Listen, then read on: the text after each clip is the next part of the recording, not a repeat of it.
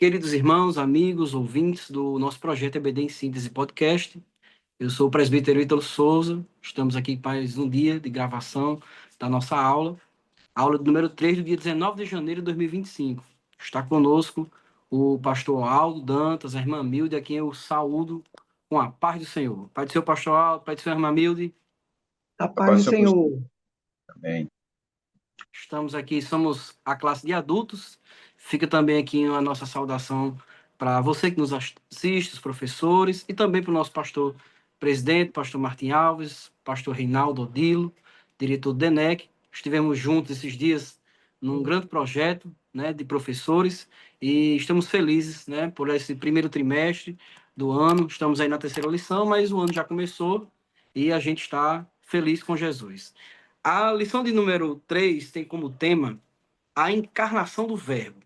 Essa lição ela tem um textuário que está baseado em João, capítulo 1, versículo 14, que diz: E o Verbo se fez carne e habitou entre nós, e vimos a sua glória como a glória do unigênito do Pai, cheio de graça e de verdade. A verdade prática, pastor Aldo, irmã Milde, o comentarista extraiu da lição. A vinda do Filho de Deus, em forma humana, é um fato presenciado por muitas testemunhas. Para isso, a negação da sua historicidade não se sustenta. Então, nas considerações iniciais, eu quero aqui passar a oportunidade à irmã Milde, pastor Aldo. Lição boa, né, para a gente estudar. É verdade. É uma lição muito boa, pastor Ítalo, e eu já quero começar aqui agradecendo a Deus pela oportunidade que tenho de terminar um ano e já iniciar outro, né? Ou seja, foi ontem que a gente terminou o terceiro trimestre, o último trimestre de 2024, já estamos iniciando 2025, né? Agradecidos pela oportunidade de poder continuar na, na equipe, né, do podcast e poder comentar estas lições durante esse primeiro trimestre. Agradecer a confiança do nosso pastor Reinaldo, do nosso pastor Martim. E dizer o seguinte, que essa é uma lição bem específica, né? Ou seja, uma lição que trata da defesa da fé, não é? E ela tem um objetivo muito claro, né? Que é levar a igreja, ou apresentar para a igreja meios ou instrumentos para defender a sua fé, né? Então, em defesa da fé, combatendo as antigas heresias que se apresentam com nova aparência. Então, vai ser muito importante para a igreja durante esse primeiro trimestre. Sei que será de grande proveito para toda a igreja, para todos aqueles que vão estudar esta lição. É isso mesmo. Nós temos uma lição muito rica de conteúdo também, não é? Nós temos contextos históricos da história da igreja, mas o que a gente deve, que eu acho que a gente deve enfatizar mesmo é em que a gente crê, a palavra, os conceitos bíblicos, para porque nós temos assim pouco tempo numa aula de escola dominical e a gente não pode divagar muito por outros argumentos que venham a dissociar-se daquilo que a gente crê. Porque nós vemos assim, nós estamos realmente estudando um assunto que é para a defesa da nossa fé. E nós estamos lembrando aos nossos amados irmãos que nós somos cristãos, como na aula anterior, não é? Quando o evangelho começou a ser pregado, começou em Jerusalém e a igreja começou principalmente com cristãos judeus. E eles tinham a sua cultura própria e isso fez com que eles quisessem impor aos novos crentes gentios os seus costumes, a sua cultura, os concertos, aquilo que eles mesmos não puderam cumprir, e que Jesus veio para estabelecer um novo concerto com a sua própria existência em carne, como o nosso textuário está dizendo, e o Verbo se fez carne e habitou entre nós, e vimos a sua glória como a glória do unigênito Pai, cheia de graça e de verdade. E o apóstolo Paulo, reforçando este pensamento, Paulo também aos Romanos, né? Ele começa dizendo que o nosso Senhor Jesus, ele veio, nascido em carne, porque isso aí já começa, esse texto aqui, de Romanos 1 e 3, já inicia a defesa da fé, na posição que nós cremos que Jesus veio em carne, que Jesus era humano, ele tinha um corpo físico, porque nesta lição nós estamos combatendo exatamente o docetismo, né? Que negava a Isso. existência do corpo de Cristo. E nesta lição, esse primeiro objetivo, nesse primeiro tópico, nós temos que ver que Jesus, ele veio por obra e graça do Espírito Santo, nascido de uma virgem, tudo isso foi profetizado antes. A gente vê que desde o começo do plano da primeira promessa de salvação, do plano da redenção, o Senhor falou que seria da semente da mulher que viria o Redentor. E o profeta Isaías, no capítulo 7, ele diz: o mesmo Senhor dará um sinal, eis que uma virgem conceberá e dará à luz um filho. E ele seria chamado também de Emanuel, que significa Deus conosco. E em Gálatas 4:4, o apóstolo Paulo também falou: vindo na plenitude dos tempos, o Senhor veio, nascido de mulher, nascido segundo a lei. Então, nós vemos que Deus tem cumprido em Cristo aquilo que ele tem profetizado desde o começo, né? Tem predito desde o começo que o seu filho viria ao mundo, ele estabeleceria um novo concerto através da morte do seu filho. E não poderia haver morte se não houvesse corpo, se não houvesse um corpo físico. É uma condição prévia, podemos até dizer assim, uma condição prévia para que o Senhor executasse o seu plano de salvação. E o apóstolo Paulo também, escrevendo em outros textos, como no texto de Romanos 8 e 3, ele afirma que o nosso Senhor, ele condenou o pecado na carne. O escritor aos Hebreus falou também a mesma coisa. Ele disse que foi no corpo de Cristo, pela oblação do corpo de Cristo, que nós temos a justificação, porque o Senhor deu a sua vida por nós, porque ele tinha um corpo. E ele disse: ninguém tira a minha vida, eu mesmo a dou, e eu recebi este mandamento do meu Pai.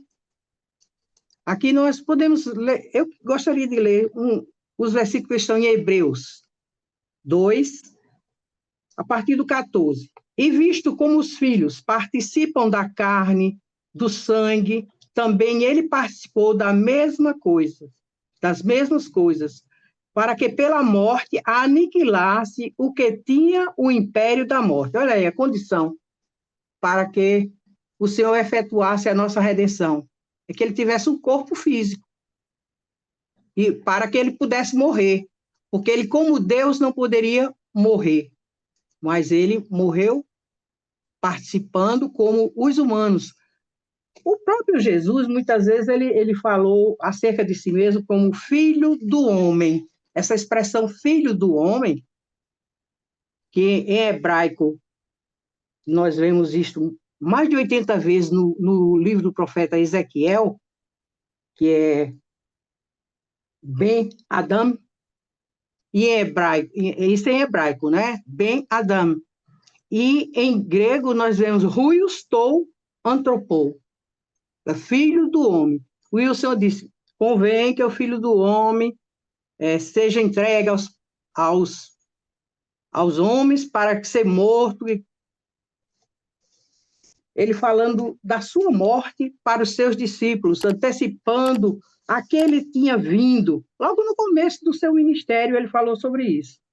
E nessa expressão filho do homem, nós vemos 3 aspectos do Senhor. no seu ministério terreno, quando ele começou ali na Galileia, ele foi rejeitado, ele foi uma pessoa conhecida, inclusive as pessoas ignoravam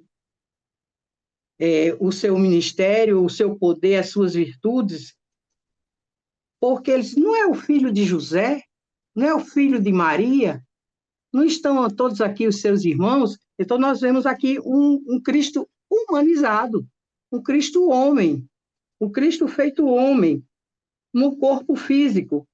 E no segundo aspecto do Filho do Homem é que ele seria o servo sofredor, conforme foi profetizado pelo profeta Isaías 53, e o versículo 3.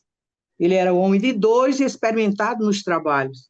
E foi identificado logo no começo do seu ministério, quando ele começou a pregar em Nazaré, e que tomou o livro do profeta Isaías, que disse: o Espírito do Senhor está sobre mim, e que me ungiu para evangelizar. Aí falou logo sobre o seu ministério. Ali já começou o problema entre os homens, né? Ignorando o seu ministério como o Filho de Deus. O Filho do homem, porque ele humanizou-se, não é? Ele tornou-se carne. Ele esvaziou-se de si mesmo e tomou a forma de humana e tomou a forma de servo, e estando na forma de servo, como está escrito lá na carta de Paulo aos Filipenses, ele morreu, né? Ele se sujeitou à morte, morreu para nos salvar. E aqui nós vemos nesse primeiro tópico da nossa lição que os docetistas, eles tinham essa heresia de negar o corpo de Cristo, que é como se fosse um fantasma, um corpo aparente, mas nós cremos no Senhor feito carne. O Verbo se fez carne e habitou entre nós. E que era negado pelos principais docetas, né? Como Cerinto, que negava o nascimento virginal, que foi profetizado. Essas pessoas que negam as verdades bíblicas é porque também não creem na palavra. E quando nós procuramos falar com base na palavra, nós verificamos que as pessoas não têm essa base, não têm essa base que nós temos, não têm o conhecimento, não têm nem condição para continuar o discurso, porque elas não têm a base bíblica para a discussão. Então, todas essas doutrinas contrárias ao ensino de Cristo, elas não têm consistência porque não têm a base, não têm o fundamento. Mas nós que cremos no Senhor Jesus, cremos na sua palavra, na infalibilidade da palavra, como já estudamos em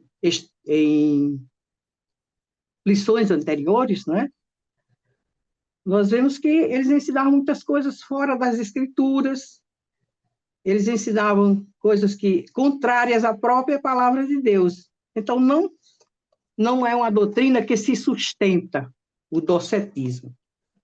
Jesus, mesmo sendo Deus, tornou-se homem e se desenvolveu fisicamente, intelectualmente, espiritualmente. Nós vemos em Lucas 2:52 que o menino crescia, não é? Em estatura, em sabedoria e em graça para com Deus e os homens. Ele foi uma pessoa que se desenvolveu normalmente como um ser humano, que o Filho do Homem significa isso, um de nós, um membro da humanidade. O Filho do Homem, ele não veio para ser servido, mas para servir. Ele veio dar o exemplo para todos nós, para que nos submetêssemos a Deus e a sua palavra, não fizéssemos a própria vontade, como ele disse, que não veio para fazer a sua própria vontade, mas a vontade do Pai. E o Senhor é a verdade. Ele disse: eu sou o caminho, a verdade e a vida. E ninguém vem ao Pai a não ser por mim. Então, nós não poderíamos crer num Cristo enganador, um Cristo que era só na aparência, com a morte aparente. que não tivesse um corpo físico, e quando ele se apresentou ressurreto, se apresentou aquele discípulo incrédulo, né, que disse que se não tocasse nele, se não visse as marcas dos cravos, não poderia aceitar que fosse ele. E o Senhor disse: bem-aventurados que não viram e creram. Mas o Senhor se colocou à prova. Vem, põe o teu dedo aqui e veja que sou eu mesmo. Isso até na ressurreição, Jesus Cristo mostrou que tinha um corpo. E a palavra de Deus também nos assevera, na carta aos Hebreus, capítulo 10, é interessante esse versículo também, que a Bíblia diz que o Senhor, o próprio Pai, preparou corpo para o seu filho. Corpo me preparaste. Está escrito. Corpo me preparaste. Capítulo 10 da carta aos Hebreus. É bem interessante nós nos firmarmos nesta palavra, porque é o que nos dá a segurança da nossa fé. Paulo diz que se Cristo não tivesse morrido, não seria vã a nossa fé. E se ele não tivesse ressuscitado, também seria vã a nossa fé. Então, ele só poderia morrer e ressuscitar se tivesse realmente um corpo físico. Nós não podemos aceitar esta heresia do docetismo, né? E no capítulo 10 aqui de Hebreus, no versículo 4, aliás, vamos ver mais adiante um pouquinho, como acima do sacrifício de oferta e holocausto, então, eis aqui venho para fazer, ó Deus, a tua vontade. Primeiro, para estabelecer o segundo, na qual vontade temos sido santificados pela oblação do corpo de Jesus Cristo. Olha aí. Feito uma Não vez. poderia haver sacrifício se não houvesse um corpo. Ele não poderia morrer. E está escrito que ele teria que ser semelhante aos irmãos em todas as coisas para ser um sumo sacerdote que entendesse, compreendesse as nossas fraquezas, as nossas fragilidades. Está escrito lá em Hebreus, no começo, né, 2, a partir do 16, versículo 16. Porque, na verdade, ele não tomou os anjos, quer dizer, não era um ser apenas espiritual. O anjo é um ser espiritual. Embora ele se corporifica, mas ele é um ser espiritual. Mas tomou a descendência de Abraão. E nós vemos que em todas as profecias acerca do Messias, fala que ele era um ser humano, um ser que viria, nasceria da Virgem, da descendência também, desde a profecia de Jacó, né? Aquela profecia, o cetro não se apartará de Judá, já estava indicando que o Messias haveria de vir da descendência de Judá. E de Judá, da descendência de Davi, da casa de Jessé. Nós vemos isto também, né, Isaías, no capítulo 11, e o versículo 1, que seria um rebento que nasceria de Jessé. Então, nós vemos que ele é um ser humano, com corpo, alma e espírito. Ele é um como nós. E como nós estávamos dizendo aqui, ele teria que ser semelhante, como está escrito no versículo 17 do capítulo 2.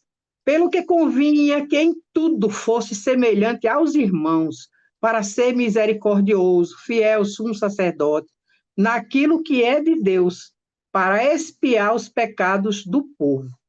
Este assunto nós retomaremos mais adiante em outra lição que fala sobre as duas naturezas, não é?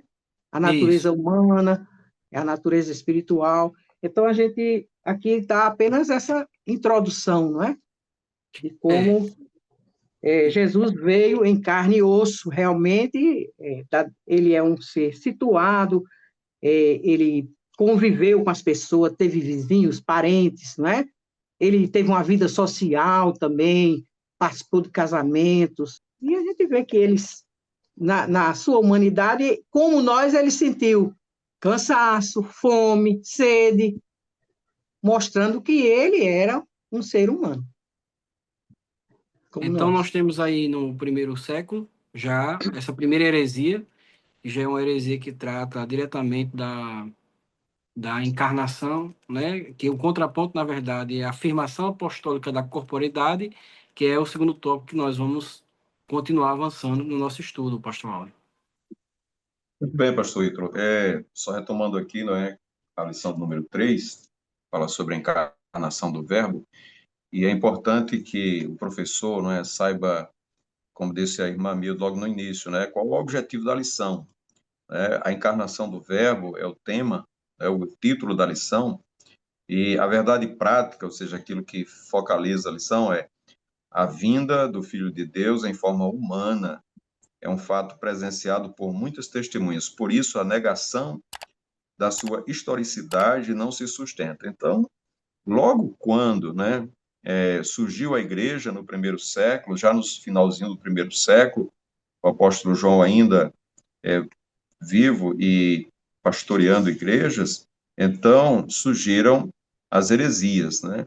E uma das heresias fortes era em cima do tema da cristologia, né? Ou seja, negando a encarnação, o corpo de Jesus, né?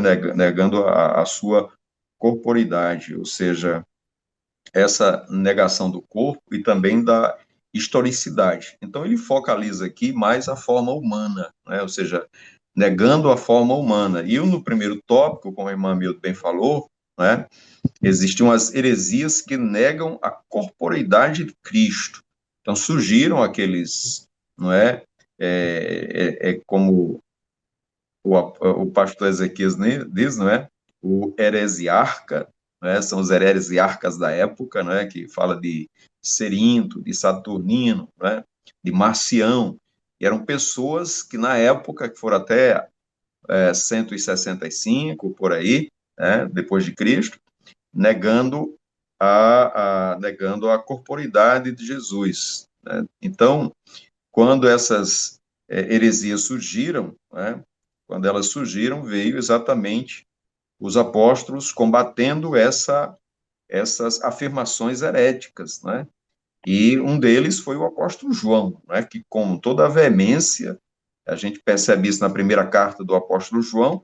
Então, se o professor quiser se deter nesse primeiro tópico, ele tem que ir buscar no livro de apoio, ele tem que buscar em outras fontes, né, falando sobre o que esses heresiarcas eles falavam, né? Se bem que não deve dar muita atenção para o que eles não, para o que eles dizem, para não fazer a publicidade dele. Na verdade, a gente tem que informar para os irmãos, para a classe, né? Como fazer as afirmações da corporeidade de Jesus, aquilo que está na Bíblia, né? A verdade bíblica, e sobre ela é que nós devemos nos deter. E o apóstolo João, não é, escreve na sua primeira carta, dizendo o que era desde o princípio, não é, o que está na lição. O que era desde o princípio, o que vimos com os nossos olhos, o que temos contemplado e as nossas mãos tocaram da palavra da vida. Às vezes, quando você lê isso, você pergunta para que tanta redundância, para que tanto esforço para dizer uma mesma coisa, não é? Mas, na verdade, ele já estava, né, combatendo uma heresia que surgiu lá no princípio e que, durante toda a história do cristianismo, elas surgiram através de outras pessoas que pensavam, escreveram, né, grupos de pessoas, inclusive, que pensavam dessa maneira. E aí o apóstolo foi muito enfático, né?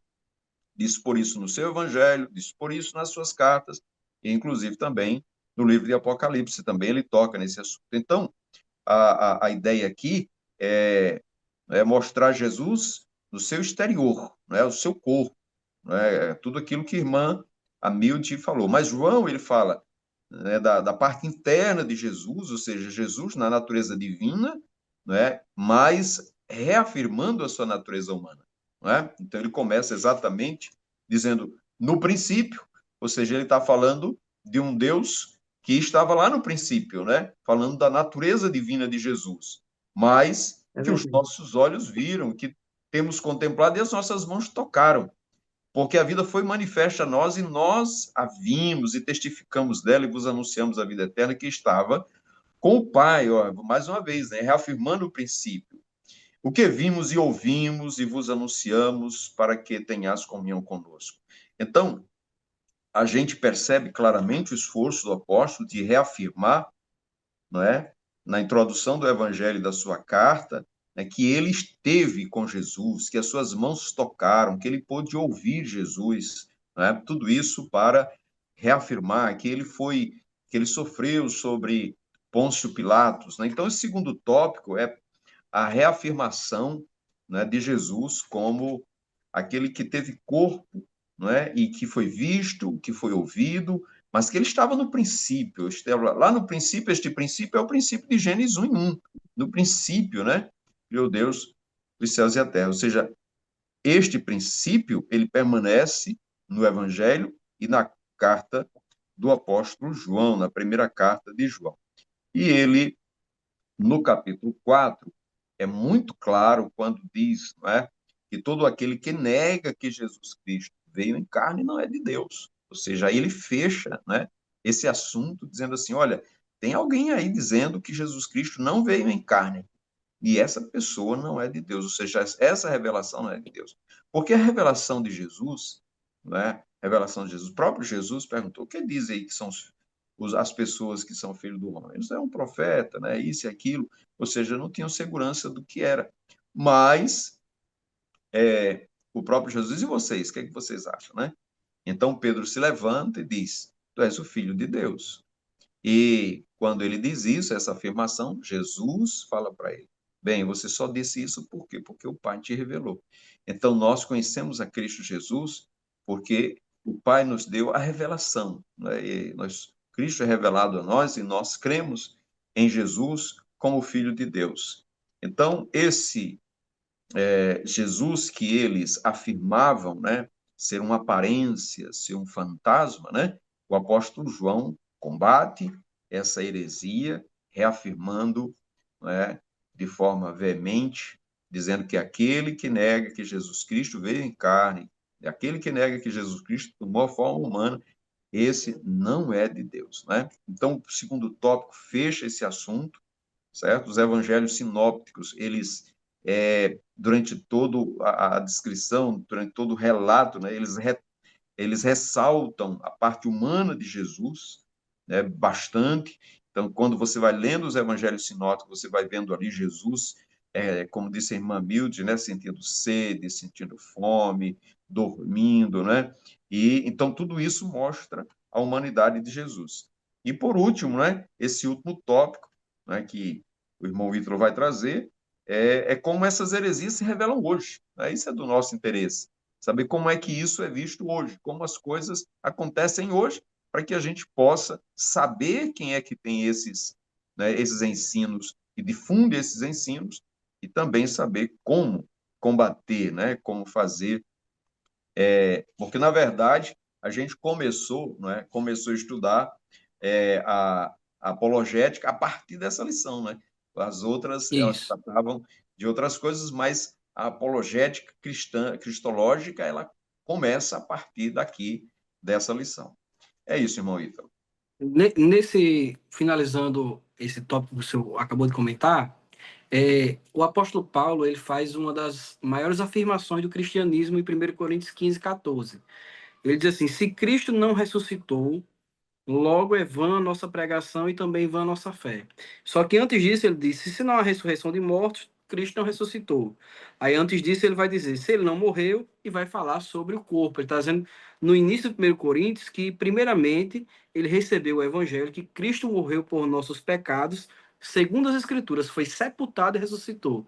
Então, a premissa mais básica da fé cristã é a encarnação de Cristo num corpo físico que foi sacrificado e que foi ressuscitado. Então, isso daí é o de mais elementar na nossa fé. Paulo está dizendo, se você colocar isso para baixo, você acabou com o cristianismo. Só que isso, você tem uma evidência histórica, você tem as evidências históricas, é, testemunhais, jurídicas, espirituais e tantas outras que nós temos relato. Então, por isso que essa heresia, ela era uma heresia muito importante de ser combatida no primeiro século, porque na passagem da era apostólica, quando você tem a morte dos apóstolos e você tem a transição para os pais da igreja, uma nova geração de crentes ela vai se levantar. As cartas elas não tinham ninguém tinha acesso, a Bíblia não tinha sido compilada, não tinha sido feito o primeiro concílio, não tinha sido tratado o que era inspirado e o que não era. Então, uma heresia dessa podia devastar uma igreja inteira. Então, a missão dos apóstolos era o quê? Testemunhar a corporeidade de Cristo. Quando o pastor Ezequias vai falar no terceiro tópico, eu já vou também passar para vocês também me ajudarem no comentário.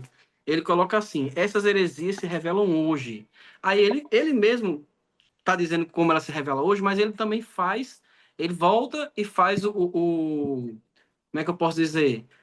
A construção histórica. Primeiro, quanto ao nascimento virginal, que foi a primeira forma que a heresia se manifestou, que eles contestavam que Jesus não tinha sido, não tinha, Maria não tinha Jesus não tinha sido gerado, né? Isso também depois acaba sendo hoje muito usado pelos mormons. Os mormons, eles não acreditam que Jesus encarnou. Então, hoje, um tipo de heresia como o docetismo, ele se manifesta na igreja mormon, que eles não acreditam na encarnação de Cristo. Aí, quanto à morte e ressurreição, aí são dois mitos que aconteceram depois, já bem para frente, que era o mito da crucificação de Basílides, que ele acreditava que na hora da crucificação, Simão, ele se transfigurou e, na verdade, era um sósia. E Cristo assistiu à crucificação e não era Cristo ali. Aí, relatos do Alcorão dizendo que Jesus não ressuscitou, não morreu. Então, são relatos, assim, são notas que não tem nenhuma sustentabilidade na história, né? Aí, a confirmação histórica disso, no terceiro item do último tópico, é que a confirmação bíblica e histórica da morte de Jesus é um fato incontestável, porque até historiadores de não cristãos, que isso é o que a gente tem de evidência muito forte, é quando alguém não professa a nossa fé, e ela também é uma testemunha histórica daquilo que aconteceu. Então, nós temos historiadores judeus que não são cristãos, ou seja, não fazem parte da fé que nós professamos, que desde o primeiro século, desde 37 a 100, como Flávio José, tem escritos, né, relatos de como foi a acusação de Cristo perante Pilatos, né? A gente tem Atos dos Apóstolos, quando Cristo se apresenta vivo com infalíveis provas e aparece para cerca de 500 irmãos. Então as pessoas estavam lá presentes, elas estavam vivas, elas fizeram parte daquela primeira geração. Eu já vou passar para vocês o que a gente consegue aqui, pelo menos sintetizar, é que as consequências teológicas do docetismo são: primeiro, ela nega a redenção completa, porque sem a humanidade real, o sacrifício na cruz não era pleno, não poderia redimir, porque não existia humanidade. Ela distorce a ressurreição, porque ela rejeita o mistério central do cristianismo, é que Cristo é homem, se fez homem. Ela distorce a ressurreição e contraria as escrituras, porque o texto, como o pastor Aldo acabou de ler, 1 João 1,14 e Filipenses 2, quando fala sobre o esvaziamento, Cristo sendo em forma de Deus, tomou a forma de servo, sendo semelhante aos homens, então vai até a morte da cruz. Então, toda a fé cristã, ela está baseada nessa premissa: nascimento virginal, gerado do Espírito Santo, um corpo, ou seja, Jesus encarnou, viveu, teve som, cansou, chorou, se desgastou, e esse corpo foi rasgado e foi moído pelos nossos pecados, como diz a profecia de Isaías 53. Pastor e irmã Milde, podem ficar à vontade para... Só complementando aqui, nesse terceiro tópico aqui, duas coisas que eu achei bastante importante colocar, né? É que os historiadores, aqueles que escreveram a história da época, né, que presenciaram os fatos históricos, como Flávio Josefo e o Tácito, né, que foram da época de Jesus, que estiveram ali, eles escreveram sobre a morte de Jesus. Então, se eles escreveram sobre a morte de Jesus, significa dizer, Jesus morreu, não é? É real, ele morreu. E para ele morrer, ele tem que ter um corpo, não é? Ele tem que ter um corpo. Então, Jesus teve um corpo e morreu. Talvez eles não vão testemunhar aqui da ressurreição, porque Jesus apareceu apenas a um grupo de pessoas, né, após a ressurreição.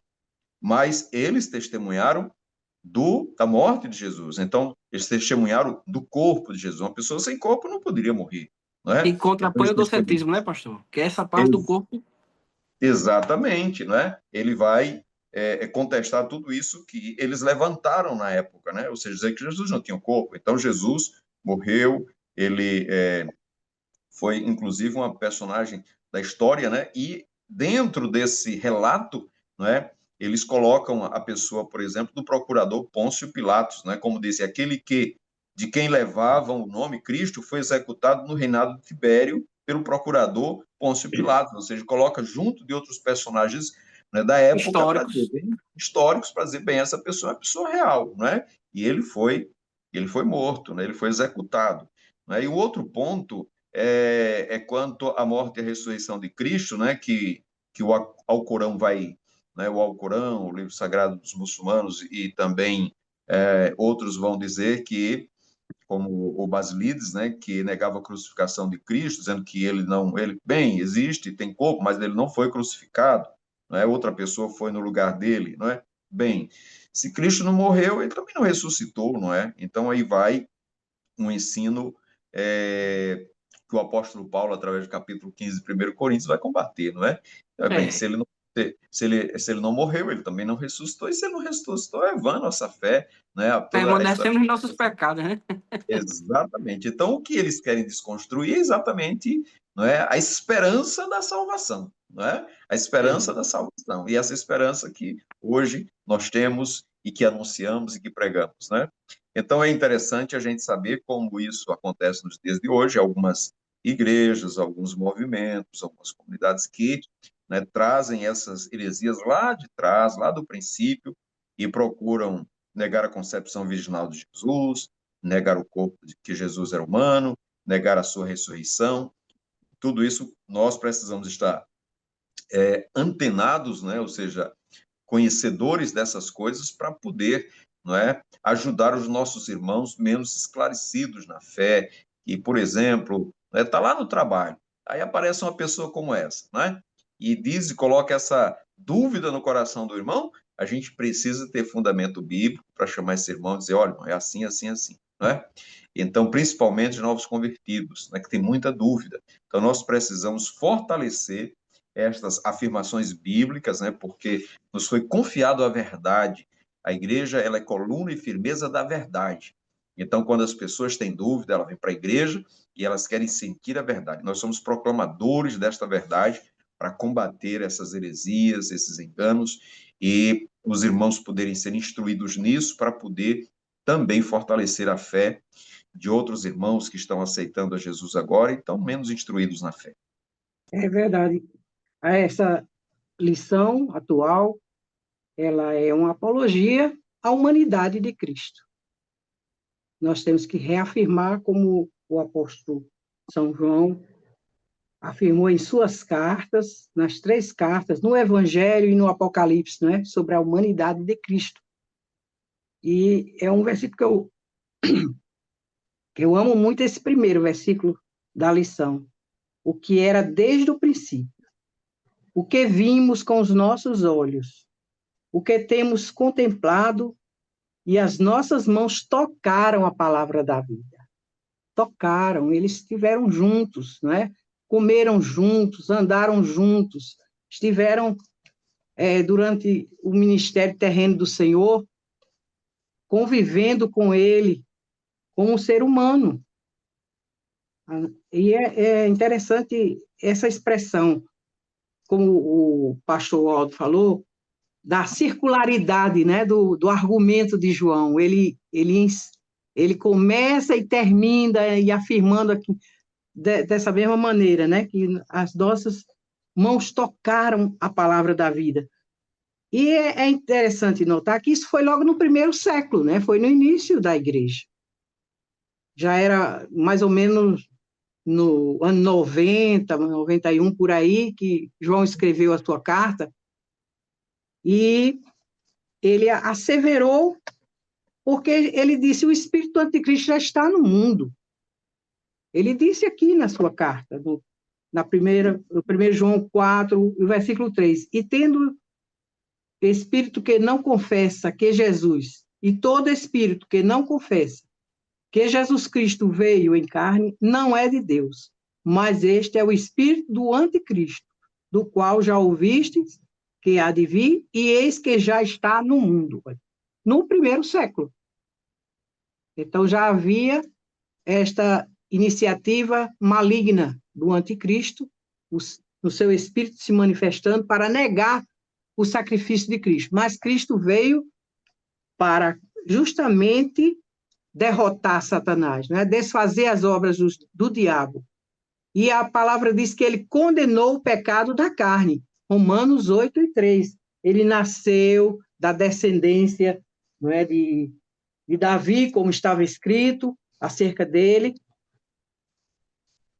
mas surgiu já muitos enganadores. O próprio apóstolo São Paulo, quando se despedia dos Efésios, onde ele passou 3 anos ensinando a igreja ali, que é a mesma cidade em que João conviveu com Cerinto, né? Cerinto era lá de Éfeso.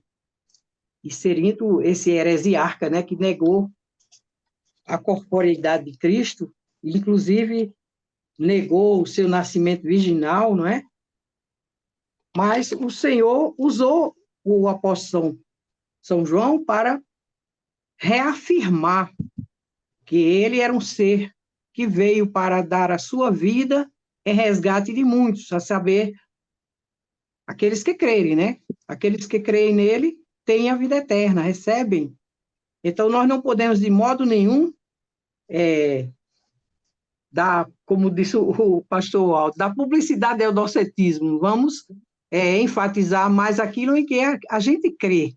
Nós cremos no Cristo que veio em carne, porque é assim que nós devemos aceitar. Como o testemunhou João Batista, eis o Cordeiro de Deus que tira o pecado do mundo. Ele veio para se sacrificar por nós. E ele efetuou a eterna redenção. Louvado seja o nome do nosso Deus. Ele cumpriu aquilo que o Pai determinou para ele cumprir. E tem na história e na Bíblia o testemunho fiel da sua existência, não é? A partir do século XIX, já surgiram uns teólogos liberais querendo fazer a separação do Cristo histórico e do Cristo da Bíblia, né? O Cristo religioso, o Cristo da fé, porque eles achavam que os evangelhos enfatizaram muito a respeito de Cristo, porque era aquilo em que eles criam. E realmente é pela fé que nós somos salvos, na fé em nosso Senhor Jesus Cristo. E o que o mundo quer negar é justamente a nossa fé. E o São Judas também escreveu que nós fomos colocados para a defesa desta fé. E o próprio Paulo, ele disse que veio para a defesa da fé, veio para a defesa do evangelho, que é a palavra apologia em grego, né? Apologia, que a gente fala gia porque o G está junto do I. E na fonética do português, o G, paterson de G, como gama, do grego, ele teria que ter um U. E aí só tem um apologia. O gama junto do I. Então, nós pronunciamos em português apologia, mas em gregos é apologia. Isso aí é só uma curiosidadezinha na fonética. Mas nós temos realmente que continuar firmes na defesa da fé que uma vez foi entregue aos santos, sabendo que o nosso Jesus é real, ele veio na forma humana e deu a sua vida por nós. Ele, como sendo a verdade, não poderia, de modo nenhum, está fantasiando ou enganando. Ele diz que é a verdade, que a sua palavra é a verdade. E o nosso Deus é Deus de verdade. Ele não pode mentir, a Escritura não pode falhar. E toda a Escritura previa o nascimento do Messias na forma de homem, o Filho do homem e verdadeiro Deus. Glória a Deus. Da mesma forma que o pecado entrou no mundo através de um homem, ele precisava ser vencido por um homem, né? Jesus Cristo venceu o pecado na carne e essa é a nossa fé sólida na encarnação, morte e ressurreição do Senhor Jesus. Meus irmãos, eu agradeço a Deus por essa aula, junto com o pastor Aldo, com a irmã Milde, e se Deus nos deu uma oportunidade, estaremos juntos em mais uma lição. E você que nos acompanhou até aqui também, professor, amigo, aluno, muito obrigado por ter participado e a gente continua aprendendo uns com os outros, né? É assim, pastor Aldo? É assim, pastor Ítalo, queremos agradecer a Deus pela oportunidade que Ele nos dá e também desejar uma boa aula aos nossos irmãos, professores, não é, que eles recebam de Deus graça, sabedoria para ministrar essas aulas e que os professores, que os alunos sejam edificados na fé e possam combater essas heresias que surgem no tempo de hoje, não é? Agradecemos a Deus também pela oportunidade de estar presente e poder participar desse podcast. Irmã Milde. Eu também dou graças a Deus por estes momentos salutares, né, de meditação na palavra de Deus, para enriquecimento da nossa fé e para que também tenhamos confiança cada vez mais no Senhor e fiquemos firmes naquilo em que temos sido ensinados e temos aprendido do nosso Senhor. Nós vemos no primeiro discurso de Pedro, no dia de Pentecostes, ele reafirmando sobre a morte do Senhor, não é? Que ele deu a sua vida, mas que o Senhor não pôde, ele não foi detido, ele ressuscitou. Ele fala da morte e da ressurreição. E como ele se manifestou através do seu Espírito, e ele falou ali a uma multidão de prosélitos, né, de pessoas que eram de outras nacionalidades também. No dia de Pentecostes, tinha muita gente ali reunida para ouvir aquele discurso de Pedro, e é um testemunho muito maravilhoso. A partir do versículo 22, nós podemos ler aqui, só para reforçar. Varões israelitas, escutai estas palavras. A Jesus Nazareno, varão aprovado por Deus, um homem, não é? Um homem. Entre vós, com maravilhas, prodígios e sinais. Os judeus buscam sinais, e o Senhor satisfez a eles, trazendo Jesus com prodígios e maravilhas no meio deles, não é? Que Deus por ele fez no meio de vós, como vós mesmos bem sabeis.